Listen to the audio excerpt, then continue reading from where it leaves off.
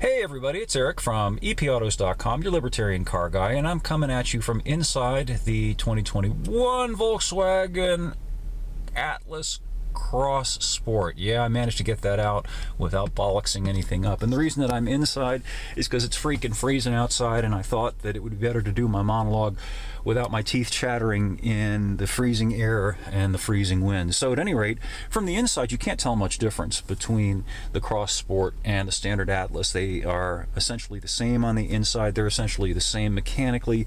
They both come standard with the same 2-liter 4-cylinder turbo engine with the V6 optional.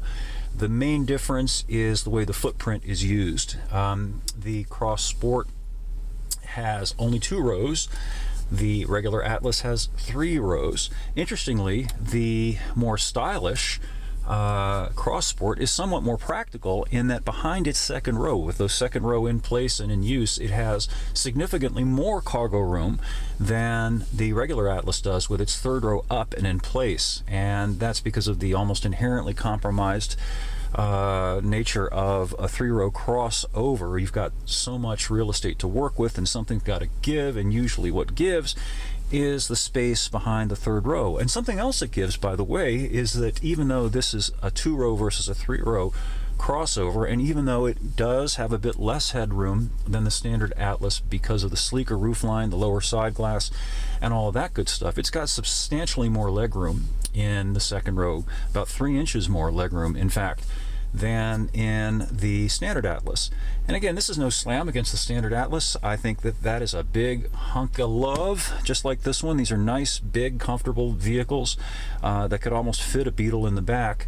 But it's just it's an interesting counterpoint, and it's something that might appeal to you if you want a big vehicle, but you don't really need that third row, which is what VW's purpose was in designing the CrossSport.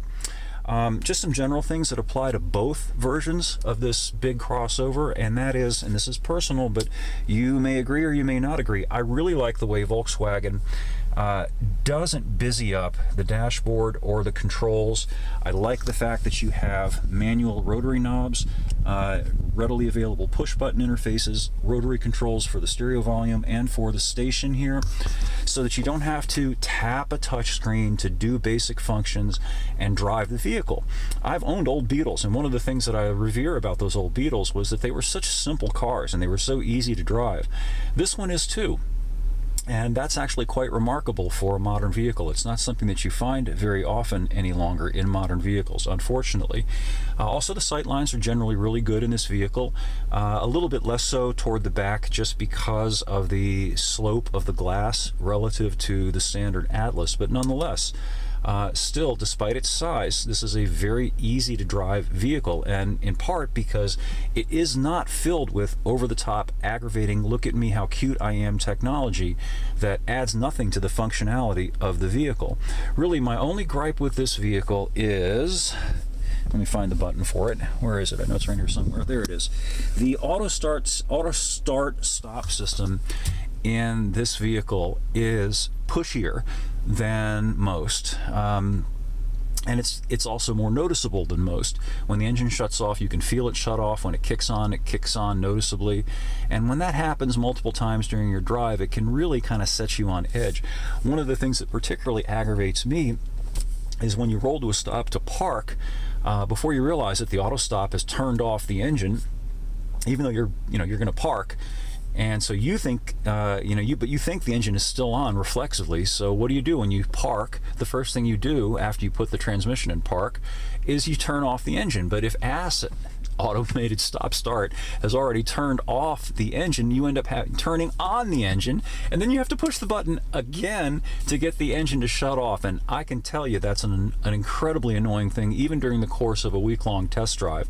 The very good news is it's pretty easy to defeat ASS, and regardless of the vehicle, it just takes a little bit of programming.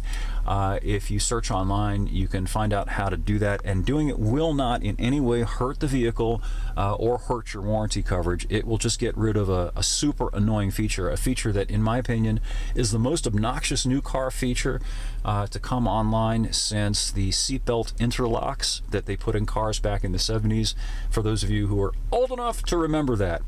At any rate, I will have a full review of this VW up at epautos.com shortly. I'm now on my way to check out the diapering regime after my Governor Coonman's latest decrees about forced diapering. I'm hoping I'm going to be able to work out at my gym and that the owner will not demand that I put on a holy rag in order to walk into the place. We will see, and I will have more up at epautos.com, the web's best libertarian gearhead site, an island of sanity amid all of this sickness psychosis. So thanks again for listening, reading the reviews, reading the articles, and for supporting the site. And we'll catch up with you again soon.